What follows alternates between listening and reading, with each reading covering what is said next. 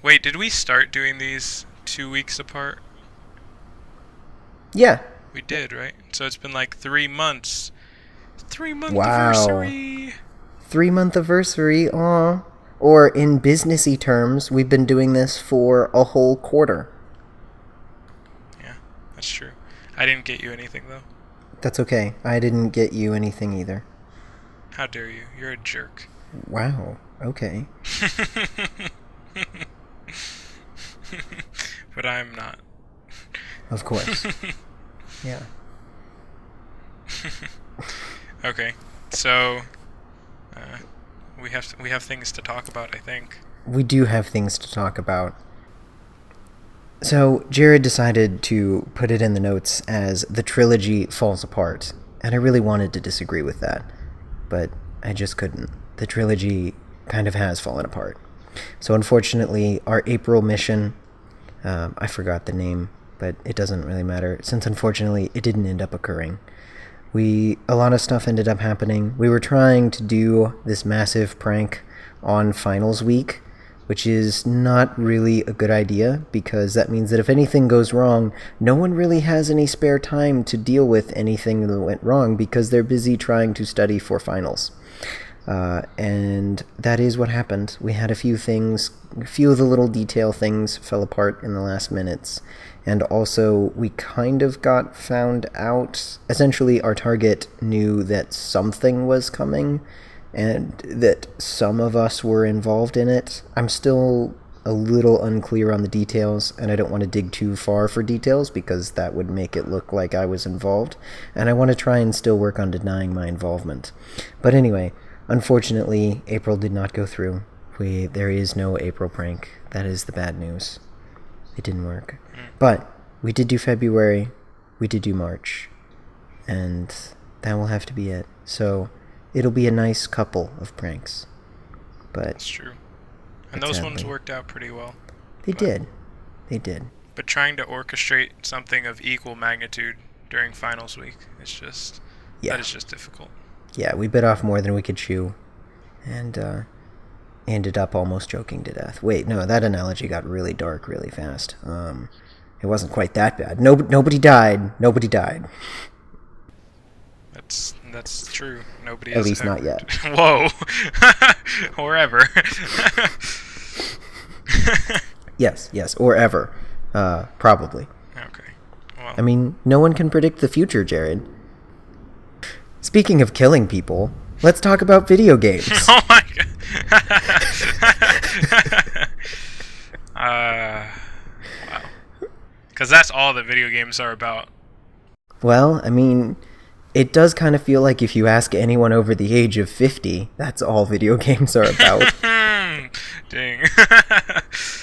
Except for Galaga. Galaga was about killing aliens, and that one was perfect, and is the only video game that should ever exist, at least according to my grandpa. Anyway. So video games, though. Video games. Yeah. Yeah, we talked about this a little bit last time, but we didn't really get to go as in depth as this show is known for going, because we really like to go in depth for you guys. I hope you feel loved. You're so extra. I mean, we did really go into what was it, MOBAs and phone games. Is that what we decided to do? But we didn't touch on the best video game types of video games, in my opinion, are RPG and strategy games. Those are Well, you're half right. wow. RPGs are fine, but strategy is where it's at. Okay. I mean, definitely, I would think both of us could agree at least one of those two is probably the pinnacle for us, right? Absolutely. Okay, so you have a bias. Yeah. What games do you prefer? So I do. I love strategy games. I think they are the best form of video game. They are what I grew up playing. I grew up playing Age of Empires 2 and Command and Conquer. A couple different of the Command and Conquer games, but primarily Age of Empires. That was kind of like my family's game. We would all play together. We would have LAN parties. We would have everybody come over, bring their computers. We'd have about 15 people playing together. It was awesome. But yeah, I think that strategy games are the best video games. They're the most fun and the most beneficial because they teach you about strategy and how to think and how to be a quick thinker as well as how to think ahead. And they really help with your critical thinking, your speed, and all that stuff. I think strategy games are the best kind of game. Yeah. See, strategy games are definitely up there for me. Um, they are really good. They do teach you is like resource management, quick thinking, like managing, a lot of things at once, and kind of there's like it's like a puzzle, but like a moving really fast puzzle where you just have to like jump to quick decisions, otherwise you're gonna run out of time. Um, but even the long thinking ones that give you long turns and let you think for a while, those are interesting too because that's more like a puzzle where you just have all the pieces sitting there and you have a bunch of time to look at them and figure out what fits where. But either way, both of those are kind of interesting and very fun. The thing is, though, I think for me, I still would say RPGs are definitely my personal favorite. Um, and the reason I think I'd have to say they come out above strategy games is because there's just, for me, there's just more enjoyment of like being immersed in a character and kind of like taking on a role and being part of a world.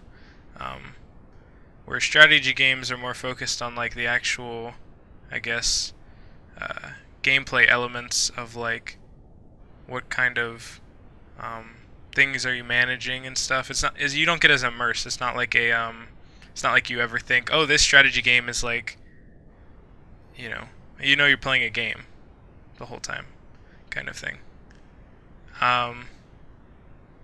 But RPGs can be pretty fun because it just gives you like a different world to step into. Like you still know it's a game, but it's just kind of fun to step into that for a while and just enjoy a different world, a different thing.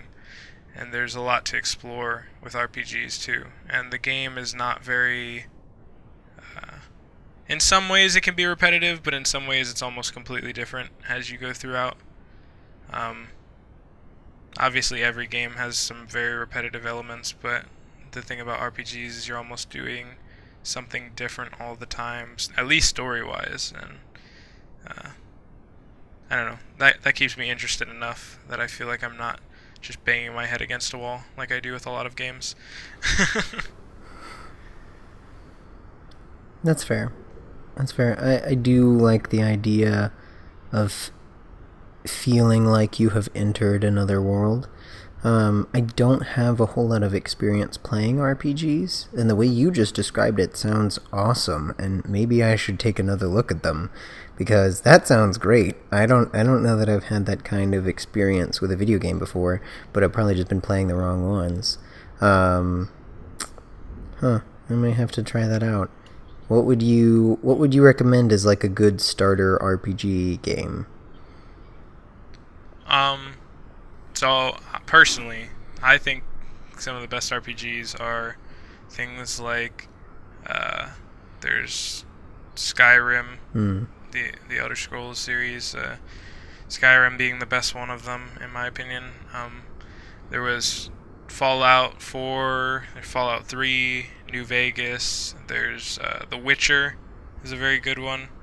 That one did amazing, and it got my eyes focused on that studio. I'll be looking for everything that comes out from them next. They're working on a really interesting future steampunk game right now. Actually, it sounds very interesting, so I'm excited for that. I'll be keeping my eyes on that for sure. But I think those are some of the main ones that I have like really enjoyed RPG wise myself.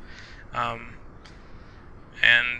I mean, Bethesda's responsible for Skyrim and Fallout, but like I said, that I can't actually remember the name of the studio, but that new studio that made The Witcher, they're also. So those are the ones that pique my interest right now. But okay. They offer a lot of there's a lot of different things you can do and ways you can go about the game. some people struggle with them because there's almost so much you can do that you just have a hard time choosing what you're gonna do. You're like, there's so many options. I just don't know where to head, so I can't even play this game. And sometimes that happens for people, but like, that doesn't really happen for me, because what I try to do when I play these games is be like, try to choose a character I'm going to play, like you would if you were playing like Dungeons and Dragons or something. Okay. And then you say, my character has these kinds of morals or like interests, so he would do this thing next because that sounds the most interesting to his character or the most valuable to his character. Okay. So like, Yeah. I make up a character as I begin to play one of these games, who I'm going to be in that game, and then I can normally, keep choosing things to do based off of what kind of character I'm trying to play. But the thing about that is, it's very interesting since there's so much, and you choose a character like that, and then you kind of follow whatever path you want.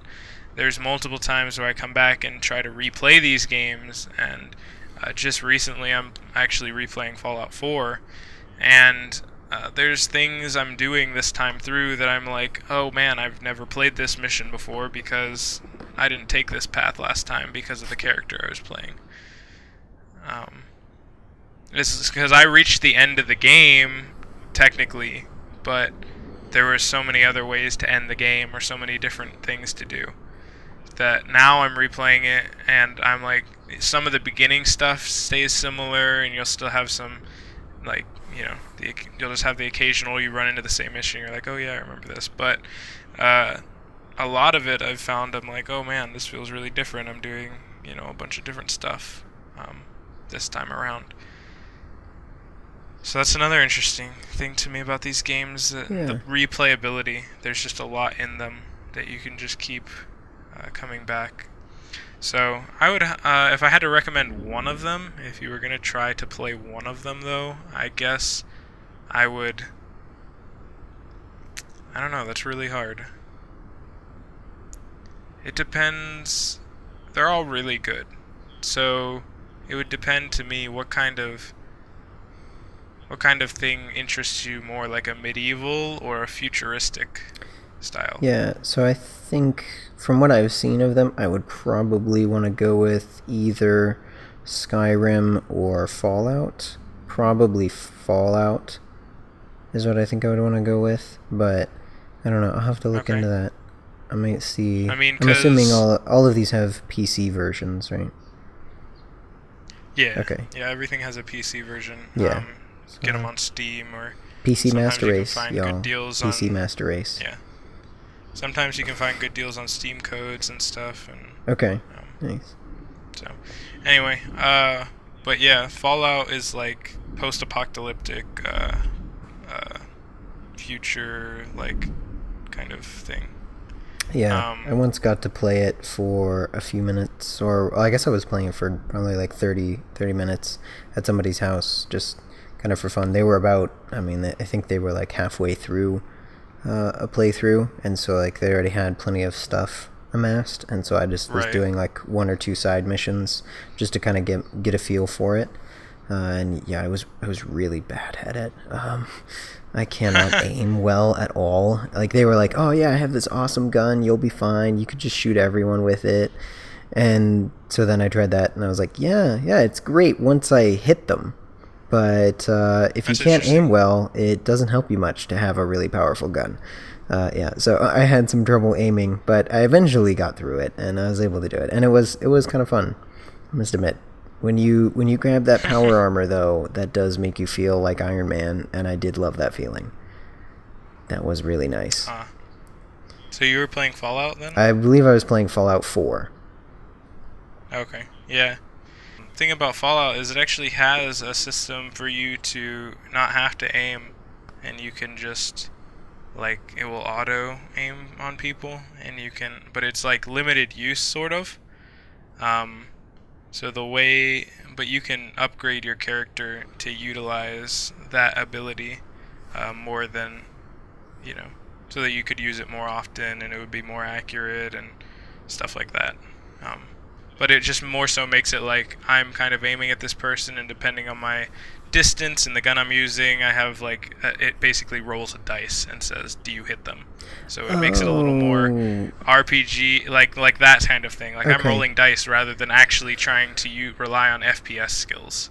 Yeah. Wait, is that is that the one that kind of slows down time and stuff? Almost. Yeah. Okay. Yes. Yeah. I remember they did have that, and I used it occasionally. I would just sometimes forget that it was there, and then also they hadn't upgraded that skill too much because they did have good FPS skills, so they didn't need it. But yeah. Right. Yeah. So that sounds cool. Right. Okay. I'm glad to know that can be improved upon, because that was one of my things. I was like, this is nice, but it's not that useful. So I'm glad to know that I can level that up more if I'm doing my own playthrough. Right. You can make it cost less points to take perfect. the shots and Okay. make it recharge faster and stuff, Awesome. so that you can just roll dice all the time rather than relying on your FPS skills. Oh, sweet. Yeah, because my FPS skills are like 0.1. I mean, later on, you just become so beefy that it doesn't really matter how bad you play, as long as you have some kind of upgrade system where you're focusing on certain things. You'll be able to figure out a way of combat that will let you win. Okay, that's You good. just have to choose what route you want to go. How do you want to go about defeating people? Because there's different styles, but in the end, they're all going to be really powerful once you start getting up there. So. Ironically enough, I am signed into my older brother's Steam account because I want to steal all of his games that he already bought. And I just got the notification on my computer. One of his friends is playing Fallout 4 right now. So what do you know? It's almost like it was preordained or something. Yeah, and the thing about that is, it's kind of interesting because Fallout 4, actually, let me just look at it. Fallout 4 came out in 2015. So Oh, wow. that's just goes to show Yeah. that guy is still playing it. It's been it's 2.5 years almost since it came out, and that guy's playing it. I'm replaying it right now. It's just one of those games.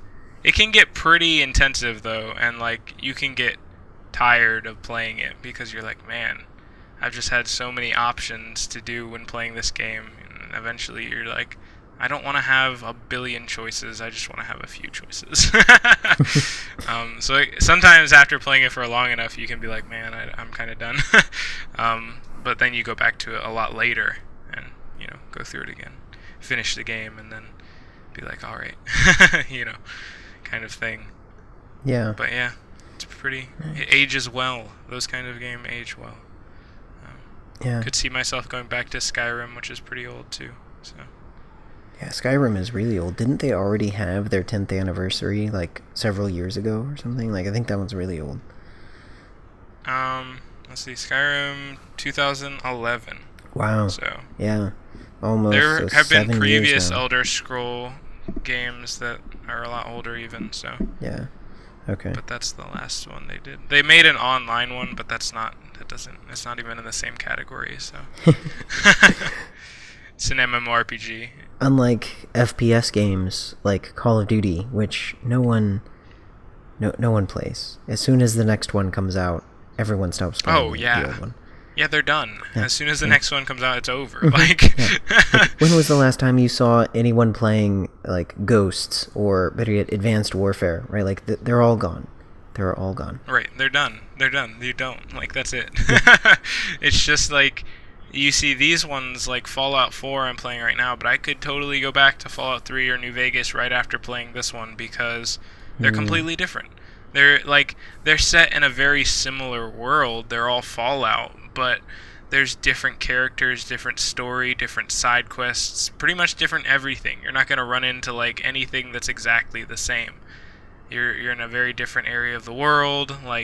A lot of them take place in places in the United States, but they're across the map from each other. So you won't really run across the same locations even. It's just So it's like a totally different game. Even though it's very similar, has a lot of the same running mechanics, it's like the stuff that you're actually doing and the story that's actually going on are all completely different. The locations you're exploring are completely different. So Nice. So what's like deterred you from RPGs in the past? You just think they take a lot of time and maybe like... I mean, I did spend a whole lot of time playing video games as a kid, so I don't think it was the time commitment that held me back. I think it was partially I didn't know many other people who were playing them, and I really only knew about like Skyrim, which had magic in it, and so my parents would not have been very comfortable with us playing that. And so yeah, the only one we really would have been allowed to play was like probably Fallout, because that's pretty safe. Not a whole lot of magic Yeah, there. there's pretty much no magic. It's all technology. I mean, some of it's unrealistic technology, but most of it's pretty much within the realm of at least... Yeah, it's pretty much at least within the realm of what we can dream that could actually might happen in the future. So Okay. Yeah. So I could have probably played Fallout. I mean, I guess one of the big things that held me back was I didn't really have that much money of my own, so I was pretty much reliant upon whatever my older brothers bought. That was what I could play, and they didn't like RPGs. And so even when I was older and did have enough money to buy my own stuff and all that, I just didn't have any history with RPGs, so I didn't really play much of them. Unless, as you were talking about it and I was thinking about it, I was like, what do you think of like the Lego games, right? Like Lego Star Wars or Lego Batman. Would that count as an RPG? I don't think so. Okay. No. So, because I did play plenty of those. Like, okay, role-playing games are very, like, weird. Like, because anything they count that you're like, I'm pretending to be this person and I'm in this different world, like, that's... I'm going into that role. So that's technically, like, a role-playing game. Mm-hmm. But I don't really think of those as role-playing games because there aren't any choices and you're not choosing your own role. I feel like role-playing games to me are more like games where you choose the role, they don't choose it for you. Okay. That's yeah. what I like. Technically, you would still define them both as RPGs in a really technical sense, but when I say RPGs, I really mean the ones where I'm choosing my role and deciding what my character is going to be.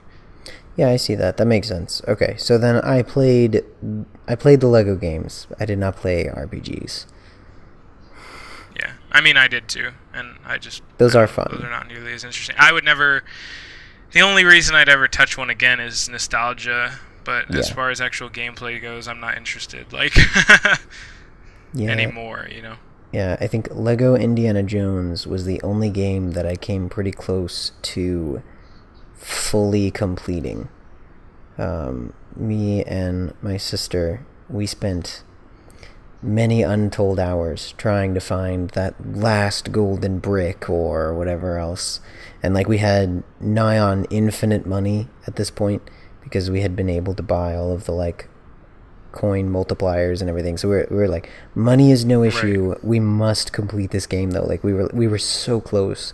We were at like it was nice because the game had its own little like completion bar that just like conglomerated all of the little side quests and all of the levels and all that stuff into one progress bar, and we were at 99%. And we were like, we must get the last percent. We never did. We probably spent in total at least like 12 hours of gameplay at the 99% mark, like just trying to get that last thing. But we just couldn't find it. We couldn't do it.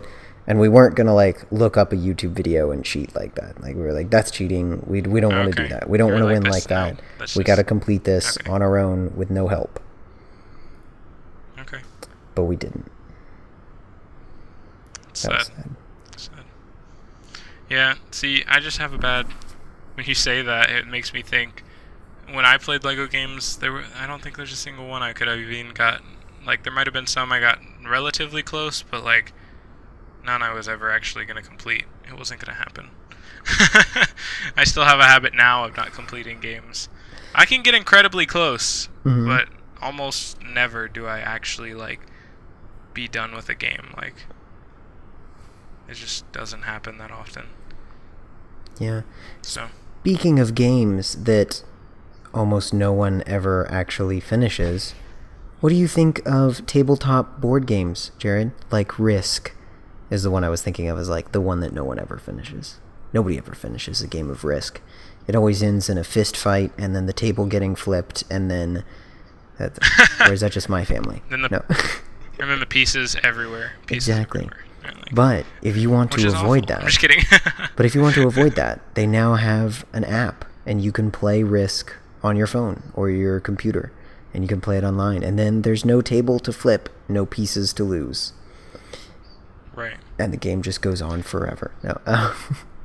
But I don't know. I was thinking about that recently, like the differences between playing it digitally versus playing it in the tabletop. Like, what are the pros and cons there? Yeah, I see like the digital tabletop versus the like physical tabletop is like so interesting because they both have their pros and cons. Mm-hmm. They like it's hard to explain though the physical tabletop's pros because it seems like from a distance, pretend you've never played a tabletop game, you'd be like, oh well, the digital obviously seems better. I don't have any pieces to clean up or set up in the beginning. I can save the game and come back later. I can do it over the internet. I don't actually have to be with this person. There's like, it just seems like, yeah, these are like really efficient or like easy to use to like play the game. If I just want to play the game with another person, seems like the digital version's the way to go efficiency wise. But I think that loses an element of playing board games or playing tabletop games that's like being there with the person, being social and connecting with that person. I think it loses that element when you start to play it digitally. I agree. I think that you said something really interesting there that like you said that playing it digitally is the most efficient way. And that made me think like, yeah, but most people don't play board games for efficiency, right? The idea is, like even something as simple as like there's no setup or teardown. Well, in my family, like this setup and the teardown was used for conversation and family togetherness, right? And so like even if you take that out, I could see that as even like that would seem like, 100% a pro. Like, there's no setup, there's no teardown. That's definitely a benefit. But at the same time, almost not, because there's some great, togetherness and fellowship and relationship building that happens while you're setting up the game or tearing it down. And the other thing is we had the rule in my house where the losers have to clean up, right? So whoever won got to go on to whatever they wanted to do, and everybody else would work together to clean up. And so there was now like a built-in prize for winning and all that little stuff. Like I agree. Like I don't know that it's necessarily like one is 100% better than the other. I think it's just that they are definitely different. Like it's a whole different feel of how you're playing when you're putting in all of your moves into the computer, you moving everything around with a mouse versus doing it in person.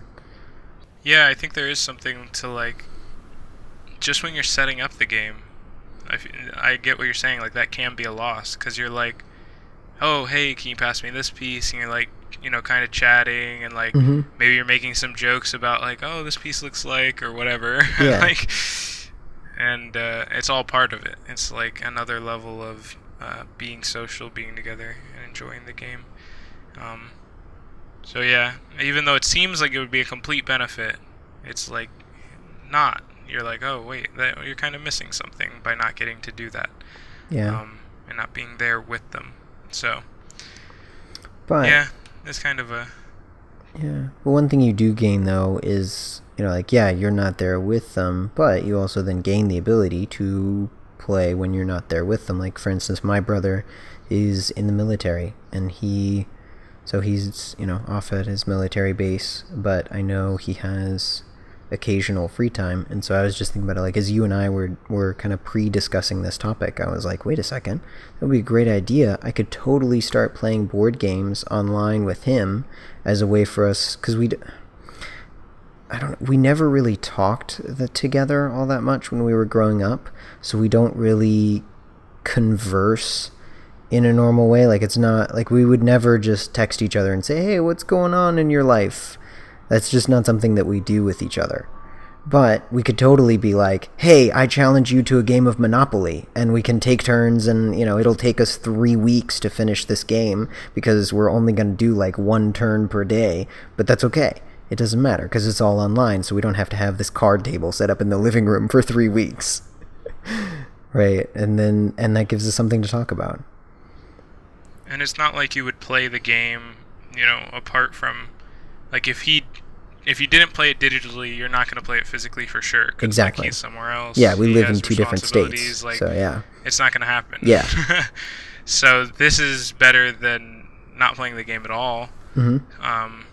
As far as it goes, like, socially and connecting to him and stuff. Yeah. So, you know, I could understand that. I could understand there is definitely some benefit to playing digitally, and, like, but if you have the option, I think I prefer physically. But, like, I see the value in, like, something like that, especially where you can connect with your brother over a game of Monopoly or something that you guys just occasionally play. So, yeah. I don't. So, do you guys, like, not? I just thought it was interesting when you were saying that you don't, like, talk in a normal way. Is it that, like, kind of you don't have a hard? Do you have a hard time, like, if it were just to be you and him sitting around having coffee or something, you wouldn't really be able to just have a bunch of natural conversation? You kind of have to be, like, working hard to talk to each other? It's really weird. I feel like if we were in person, no, we would totally be able to talk with each other. But Okay. it's just that, like, over text or even at some level a phone call, we just don't, because we never did before. It would be hard and weird to try and start now, and so we just don't. But then that just continues the cycle. And so that's part of why I'm like, wait, this video game thing could work, because we will at some level end up texting back and forth about just the game we're playing. But then that gets the ball rolling of us texting each other, right? And so then if we can keep the ball rolling after the game is over, right, or, you know, when we play our 2nd, 3rd, and 4th game, you know, then that opens up a new line of communication. Whereas right now, like, we just don't text each other. I don't know. It's weird because I love texting people. That's, like, my primary form of communication with other people. For some reason, with my brothers, really both of my brothers, we just never really did that. And so I never really got good at, like, neither of us, like, there are 3 of us brothers, and none of us are good at texting each other. We're totally fine with texting other people, but we're bad at texting each other. It doesn't really make much sense. But I'm like, this video game thing, this could work. If we digitally play a game of Risk, and then we get to, you know, text back and forth with all of our smack talk, that sounds cool. That might work. Yeah, I can tell him, that could work. You know, I will take your territory. I will. Alaska is going down. North Africa will be mine. Right? Oh my gosh. Well, I mean, there's this side of the coin, though, where there's, like, video games and tabletop games and stuff, but on the other side of the coin, summertime is starting. That's true. So, and, you know, we could go outside. That's true. Yeah, we don't want to spend all of our time inside. What is it? I'm trying to remember. A couple of years ago, there was this big, like, in America, there was this big governmental push to, like, get kids to go outside and, like, play outside more. Oh, yeah. Which was really interesting. Play 60 Minutes or something. Yeah. And so they put all the ads on TV and on the computer. And I was just like, right. Here, kids, watch. Or then it was really funny because occasionally they would have this, like, show thing about, like, it would be a rather long thing, and I'm like, wait, you want the kids to stay inside to watch this thing about going outside? Hang on, that seems counterintuitive. Right? Like, I know you don't have any other options. It's not like you're gonna fly an airplane around with, you know, one of those air flying billboard things with, like, go play outside, because that doesn't work that much either, because if they're already outside, then you don't need to advertise to them. But yeah, it was Right. like the play 30 minutes a day. That's right. Yeah, that one. That was just an interesting something ad like that. campaign to see it kind of filter its way through all of our Saturday morning Yeah. cartoons. Especially in the early morning when you're like, it's 7 a.m. My mom won't let me outside right now. Like, just let me get back to my Power Rangers. At least they tried. They did. They tried. And I'm sure it probably worked for some people.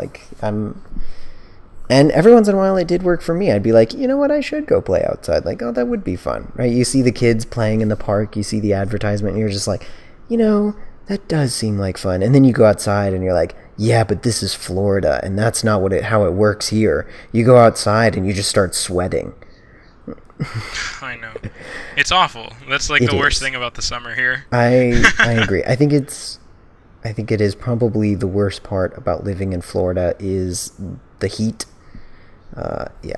Yeah. Over summertime is when I start going, oh man, this is why I don't like living in Florida. So for 3 months, I hate living in Florida. The rest of the year, I'm like, yeah, Florida's awesome. I love it. I love all the people. Florida's the best state to live in. Everyone should live here. But yeah, then the summer heat Well, comes not and I'm just everyone. like, that "Ugh." wouldn't work out. That would be like over. That's true. Then the Disney lines would But get too long. I'm just kidding.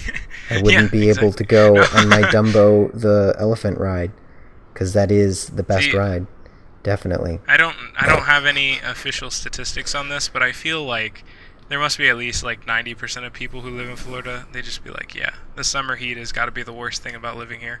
Yeah. Like, I feel like a lot of people would say that. See, I feel like Florida is one of the few states where if like a state congressman were to just stand up and be like, what if we were to increase our sales tax from 6.5% to 10%? But in exchange, we will use that money to build a giant dome over the entire state and air condition I would all agree. of Florida. I would agree would in an agree. instant. I would be like, yep. But I feel yep. like it's a lot more expensive than that. It so I don't probably think is, yeah. So I don't think, yeah. But if you can it get would it, be more like, yeah. let's increase sales tax to 50%. yeah, I'm like, oh, that's where I'm like, maybe maybe not. But we'd all save on our electric bills because we wouldn't really have to air condition our houses if we just air conditioned the entire state. Right? Let's terraform Florida. That sounds like a good campaign slogan. Terraform Florida. I don't know. Maybe that's yeah, not the best thing. I think there's multiple reasons that wouldn't work. Yeah, Anyway. yeah. But I feel like Florida is the one state where, like, if somebody was gonna do it, it would be us. We're totally willing. We're like, yeah. How much does this cost? We're not kidding here, right? We're one of those states where, like, you know, when you ask the question of like how much, you know, when we ask how much would it cost to air condition the entire state, we're not joking, right? Like other states like say that as a joke, but we're like, no, we're dead serious. How much does this cost? We're really thinking about it. Could be a worthwhile investment. Yeah, right. We call up whatever the biggest air conditioning company in the world is, and we're just like, stop laughing. We're serious, right? This isn't New York, okay? If New York was calling you, it would be a joke. But we're not New York. We're Florida. We're serious. We are dead serious. New York doesn't have to worry about that. Yeah, New York doesn't care. They get, you know, what? Their summer heat is like, what, 80 degrees? Oh, no. Maybe they need the heating dome up That's there. true. Yeah, their winter is like negative 20 or whatever, like ridiculousness. Yeah. But Poor New anyway. Yorkers. They have it pretty rough. My dad grew up outside of Buffalo, and he'd tell us the stories of when they got snowed in. As I still don't fully understand how that works, but apparently, like, that's totally a thing. Like, the snow falls so much, so fast, that your door doesn't open anymore because there's so much snow around it and around everywhere.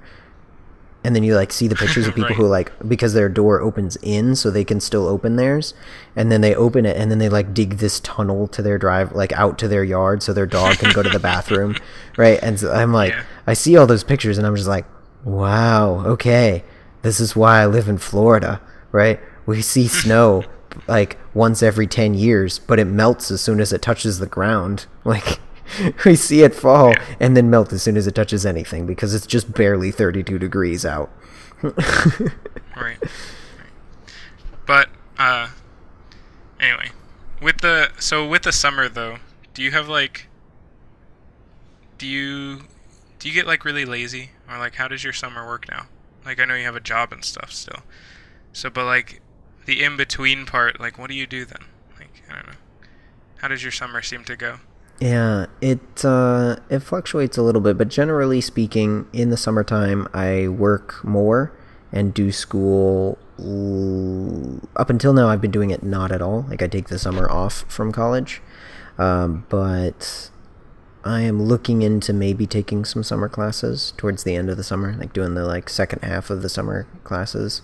But either way, I will try and up myself to full time. My boss is willing to give me the hours, so I'm excited to make some more money. And who knows? Hopefully, I'll be able to invest a little bit into the podcast. Speaking of which, I got a new microphone, so I hope everybody's been enjoying that. You can hear my sweet, sweet voice so much better now, right? At least, hopefully you can. I don't know. It better be worth it. I spent some money on this. But not that much money. Like, because, yeah, I'm still poor. But if you guys want to help us out and want to make these episodes even better, you can help us out on Patreon. The link will be in the thingy thing down below. But yeah, so I bought a blue Snowball Ice microphone because I like following the trends, definitely, because I'm a sheep, and I bought what everybody else buys when they want a cheap podcasting microphone. But there's a reason why everybody buys it. It's simple, and it works. And that's really all you need for your first podcasting microphone. Something simple that works. And this does that. Yep, perfect right now. Yep. 5 stars, would totally recommend. Definitely worth the investment. I listened to a sample clip of my own voice already before we recorded this, and yeah, I definitely sound a lot better already.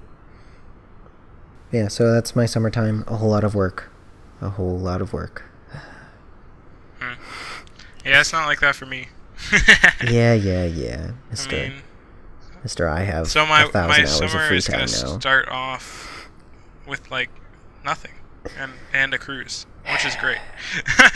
Yeah, Jared's leaving me to go on a cruise, so now I have to upload the episode. Yeah. Yeah. Does that mean I get to count this microphone as a business expense? Can I put it on the company card? This is where you go, sure, Josh. Once we get one of those, you can put it on there. Yeah, once we get one, exactly. Yeah. But yeah. It'll be many then, years before we have one of those. Yeah. So, but the thing about that is, sometimes I feel like we end the semester, and I get really lazy, and then like, sometimes I'm okay with it, and sometimes it goes too far. Like, man, I'm just doing nothing. What kind of, not even a human being anymore? Like, what am I? No.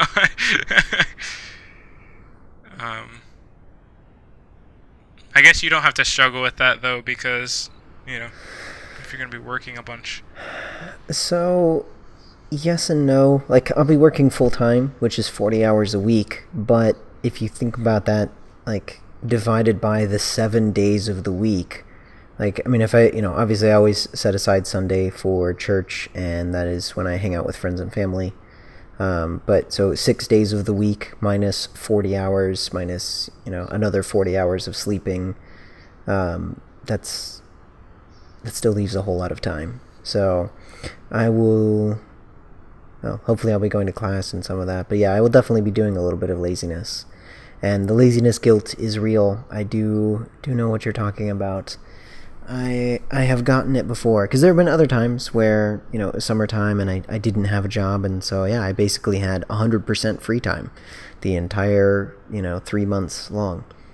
And that was awesome, but, yeah, I know what you're talking about, the laziness guilt. I did start to feel that. Usually, I have found I start to feel that after about a week of doing basically nothing.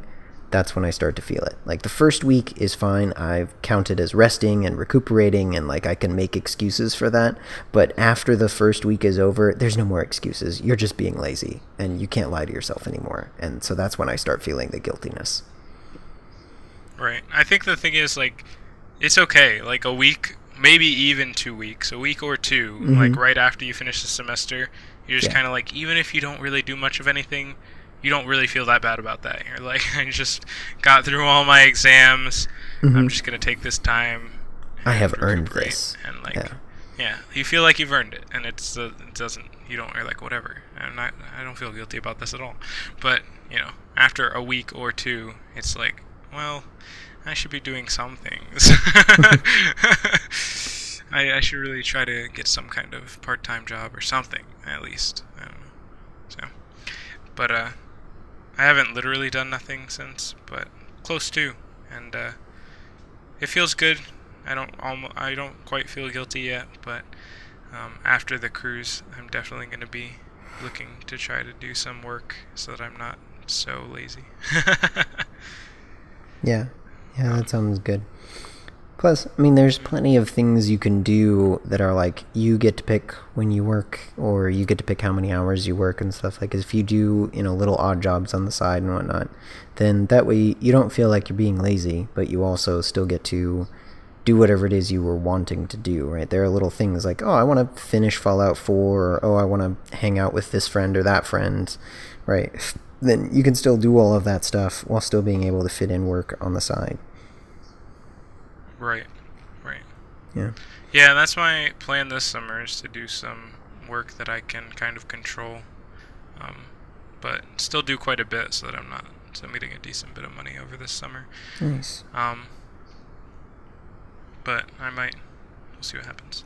So, anyway, the other thing that comes with summertime, though, is lots of beach trips. That's especially true. living in Florida. Yeah, we've got beaches everywhere you look.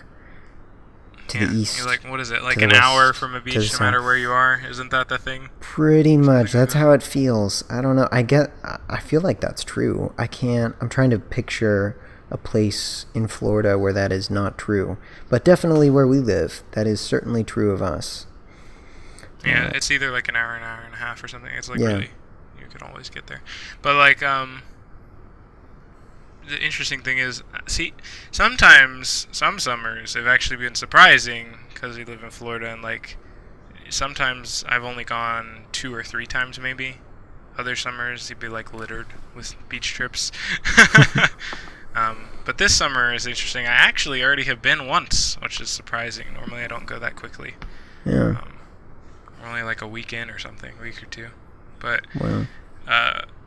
Yeah, so this time around, I've already been once, and it was kind of fun, but at the same time, it's so draining, and so, just like the sun just sucks everything out of you. And the sand. Oh, man, the sand. I feel like this is where we insert, well, I mean, we can't for copyright reasons. See, Jared, this time, it's not your fault, it's copyright's fault. But I think it'd be cool if we inserted I know what you're gonna say. The Anakin Skywalker line.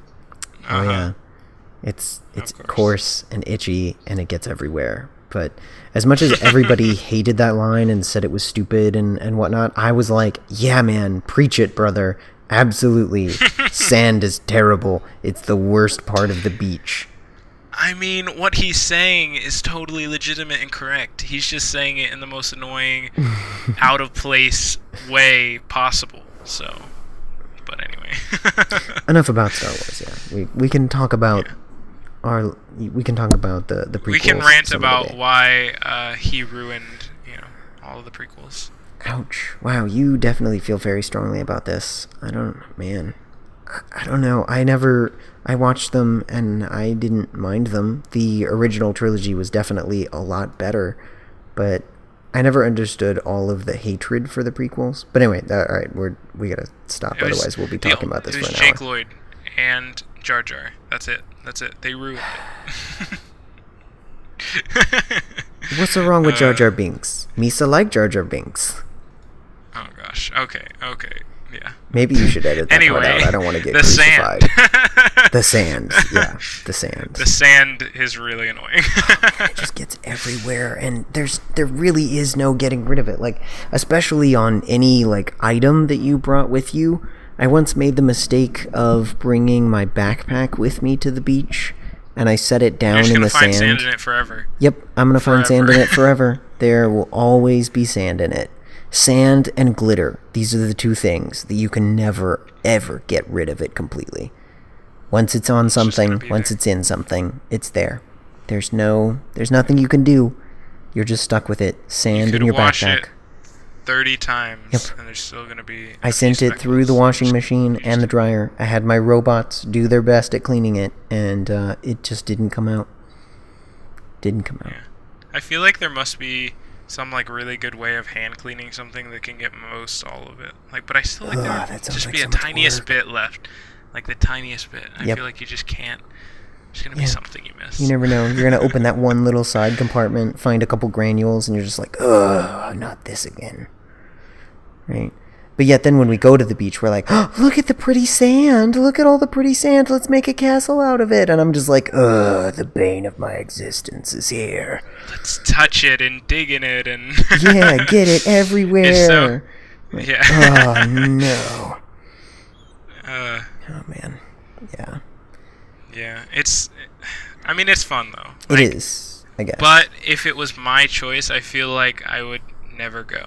Like, if it weren't for the people that I want to go with, I would probably never go. Like, to be honest. Oh, absolutely. I totally agree. Yeah, the best part of going to the beach is the people. Just like the sand and the salt water and just the blazing sun, just all of those things combined, you're just like, this isn't that comfortable. This is kind of really uncomfortable. Why did I come here again? Yeah, man. But then, I mean, the water is not so great either. I'm sorry. I am a total beach hater. I don't know why. I don't know why I can't. But I just can't force myself to like the beach. I still go all the time. Again, because of the people, like you said. But Right. no, like salt water is even worse than regular water. Like I'm not a huge fan of like going to the pool or whatever either. But like just getting wet in general, like no, because then you have to dry off. And you always spend, I don't know, I feel like I always spend much more time dealing with the wetness, like drying off myself, my clothes, my car, whatever I touch, like all of that. I feel like I usually spend more time dealing with all of that than I did in the water. And I'm just like, no, this is not a good exchange rate. I would much rather do something else. We could sit on the couch watching Netflix. There's almost no cleanup time from that. There's no drying off time. And it's just as much fun, if not more. And there's no downside, right? Like, this is what Netflix is for, so that we don't have to go to the pool anymore and waste our time drying off and bringing a towel and ugh, and then you have to take a shower. Me and you just aren't beach people. We're not. We're bad Floridians, Jared.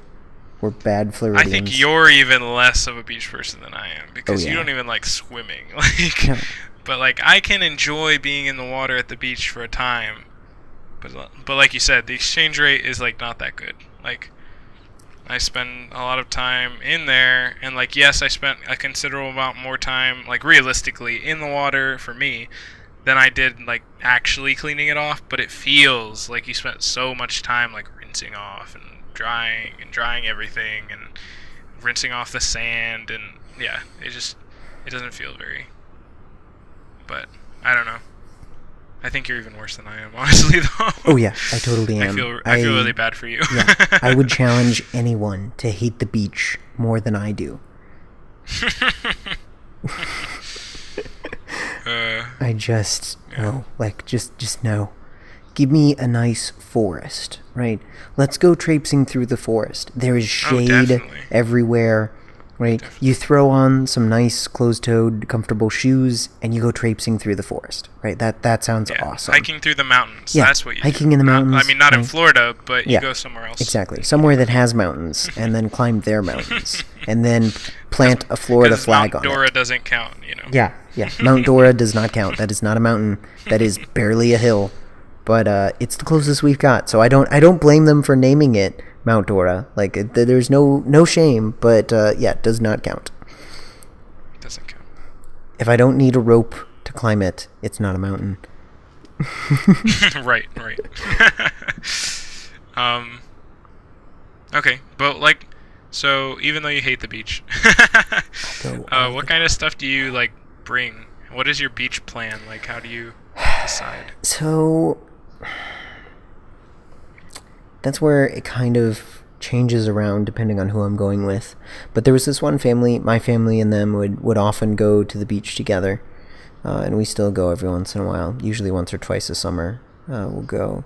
But in the beginning we went with them. Like, we would go every weekend all summer long. So I have spent plenty of my life at the beach. But anyway, so whenever we go with them, I really enjoy the mom in the family has to, kind of stay out of the water so she can watch all of the children. Plus, she's not a super big fan of the beach anyway. And so what I will do is what do I bring to the beach, Jared? I bring a chair and a water bottle and nothing else. I do not put on a bathing suit. I do not want to go in the water. I don't care. I wear the most comfortable shorts I can find. I wear a nice t-shirt. I put on some sunscreen before I leave, and then I sit in my chair and I talk with my friend the entire time. And I help her watch the children. We had our own little color-coded security system and everything. It was great. And that's what I do when I'm at the beach, Jared. I sit in a chair, I enjoy the view, and I watch the children to make sure they don't get eaten by sharks. Wow. That's no things. You're bringing no things. I bring a chair. So I can sit in something. Because sitting in the sand is just a great way to get sand all over your butt. And then it gets into your shorts, and then it's just really everywhere. Like, no way. No. I bring a chair every time now. Oh, did you try to do it without a chair before? Yeah. Well, it was mostly just I didn't think about it. I was like, oh, we're going to the beach. Because it used to be 12. When we went to the beach then, I was not allowed to sit in a chair the entire time. My parents were like, if we're going to the beach, you're going in the water. Like, you're going to enjoy this. I'm like, okay. And I did enjoy it more then because, I don't know, it was just more enjoyable back then. But now I'm just like, ugh, no thank you.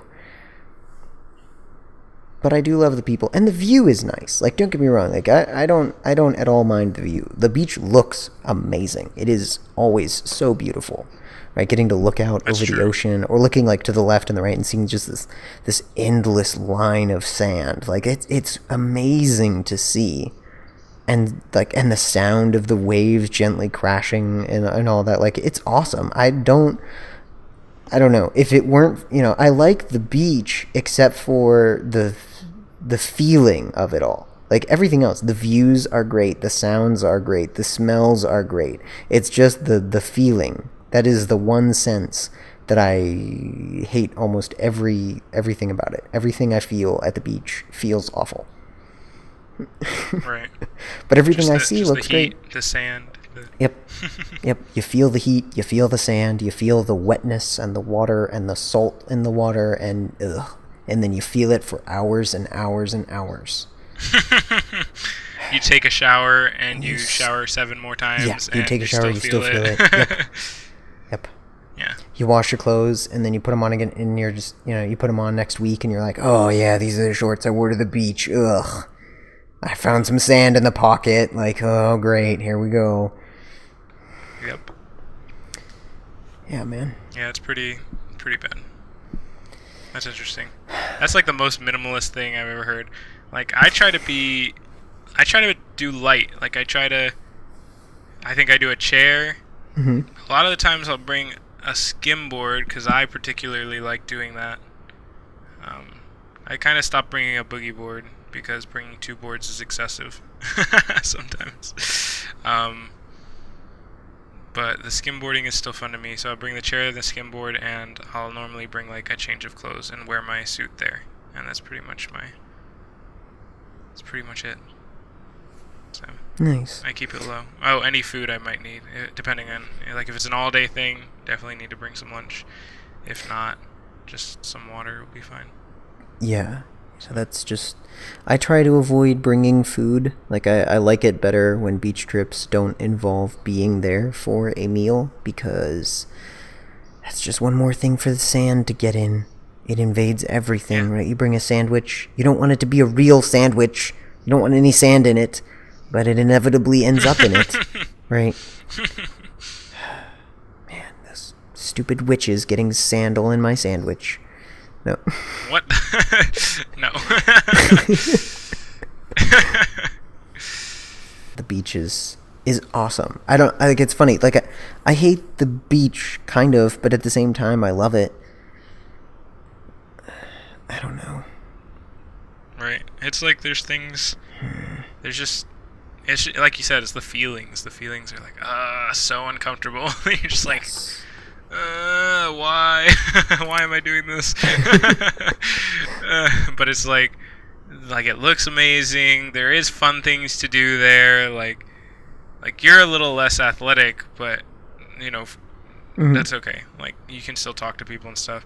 Yeah. But part of it for me is like I'm there. I'm like swimming. I'm, hitting around a volleyball or throwing a football or Okay. skimboarding some. So that kind of stuff is definitely enjoyable to me. And like the view is great and the smell is great. But like you said, it's just man, it feels so uncomfortable. You're just like, sand is getting everywhere, salt is getting everywhere. I am like nasty right now. Like, I'm sweating really bad. Like, ugh, this is just gross. Agreed. But Agreed. I'm just covered in grossness, and I'm not going to be able to shower it off for like 3 days. So it's kind of, but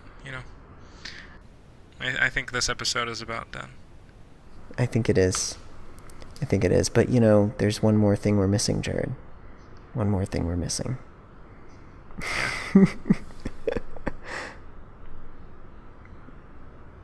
Oh wait, I forgot what it was. No, I'm just Really, we're gonna do this already? Are we doing this? You could. I don't know. What? I could just say it, Just but it do feels it. like it's more fun. I feel like drawing out the ending is so much fun though, because then you really do have plenty to edit. It's way more natural if I say it after like messing everything up right at the end. Gosh, I knew this was gonna be this way. Yep. Sometimes you have to just make it normal, okay? Sometimes. Well, I mean, you can edit it so that it's normal. I'm pretty sure we had like a decent ending, and then you can just cut and paste it into the end. You don't have to leave all of this in here. But no matter what you do, have fun editing this one, Jared.